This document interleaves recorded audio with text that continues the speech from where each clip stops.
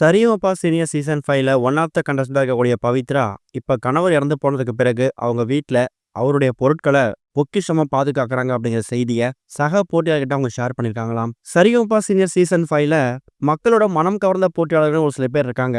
அதுல முதலிடத்தை பிடிக்கக்கூடியவங்க கடலூர் மாவட்டத்தை சேர்ந்த பவித்ரா. தன்னோட கணவர் இறந்து போனதுக்கு பிறகு அந்த துயரத்தையும் தாண்டி தான் கணவரோட ஆசை நிறைவேற்றணும் அப்படிங்கிறதுக்காக இந்த சீனியர் சீசன் 5ல கலந்துக்கிட்டு ரொம்ப சூப்பரா பெர்ஃபார்மன்ஸ் பண்ணி வந்துட்டு இருக்காங்க.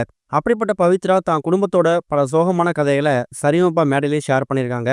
அதே மாதிரி சக போட்டியாளர் இருக்கக்கூடிய மற்றவங்ககிட்டையும் பல நேரங்களில் ஃப்ரீ டைம்ல ஷேர் பண்ணுவாங்களாம். அப்படிதான் மற்ற போட்டியாளர்கள் அவங்க கணவரை பத்தி விசாரிக்கும் போதோ, இல்ல கணவர் இறந்ததுக்கு அப்புறம் அதை எப்படி ஃபேஸ் பண்ணீங்க, அதை எப்படி வந்து மீண்டு வந்தீங்க அப்படின்னு கேட்கும்போது கூட அவங்க சொன்ன விஷயங்கள் இதுதான். என் கணவர் இறந்து போவார் அப்படின்னு நினைச்சு கூட பார்க்கல.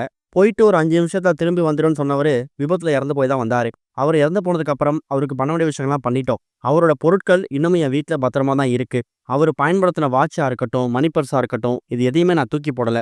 அவர் பயன்படுத்தின துணிமணிகளை மட்டும் வீட்டில் இருக்கவன்ட்ட ஒப்படைச்சிட்டேன். அவர் பயன்படுத்தின வாட்ச், செல்போன், இன்னொரு பக்கம் அவர் பயன்படுத்தின மணி பர்ஸ், இது எல்லாத்தையும் பத்திரப்படுத்தி ஒரு பொட்டியில போட்டு நான் பத்திரப்படுத்தி வச்சிருக்கிறேன். என்னைக்காவது என் கணவர் நினைப்பு எனக்கு வரும்போது அந்த பொருட்கள் எடுத்து ஓபன் பண்ணி பார்த்து என்ன நானே மனசை தேத்திப்பேன். என்னோட கணவர் ஒரு கடினமான உழைப்பாளி. யாருக்கிட்டையும் எந்த விஷயத்தையும் எதிர்பார்க்க மாட்டாரு. தனக்கு ஒரு விஷயம் வேணும்னா அதுக்காக முழு நேரம் உழைப்ப போட்டு சம்பாரிச்சு அந்த காசை தான் வாங்குவாரு.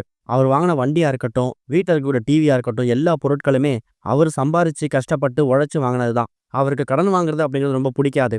எங்க வீட்டில் இருக்கக்கூடிய முக்கால்வாசி பொருட்கள் எல்லாமே அவர் உழைப்புல வாங்கினது. அந்த பொருட்கள் எதையுமே எனக்கு விற்கிறதுக்கு மனசு வரல. குறிப்பா அவரோட வாட்ச், மணி பர்ஸ் இது எல்லாமே அவரு கைப்பட்டு அவர் தினமும் பயன்படுத்தின பொருட்கள். அதை எப்படி நான் தூக்கி போட முடியும்? அது இன்னமும் என் வீட்ல பத்திரமா பொட்டியில பொக்கிஷமா தான் நான் பாதுகாக்க போறேன் அப்படிங்கிற மாதிரியும் எமோஷனலா பல விஷயங்கள சக போட்டியாளர்கிட்ட சரிகமபா சீசன் 5 பவித்ரா அவங்க ஷேர் பண்ணியிருக்காங்களாம். அதை கேள்விப்பட்டுட்டு மற்ற போட்டியாளர்களும் பயங்கரமா கண் கலங்கி பவித்ராவுக்கு ஆறுதல் தெரிவிச்சிருக்காங்க. இது வரைக்கும் கனெக்டிங் டிவிக்கு சப்ஸ்கிரைப் பண்ணனா மறக்காம சப்ஸ்கிரைப் பண்ணிக்கங்க. உடனடி அப்டேட்ஸ் பெறுவதற்கு நோட்டிஃபிகேஷன் பெல்லையும் கிளிக் பண்ணிக்கங்க.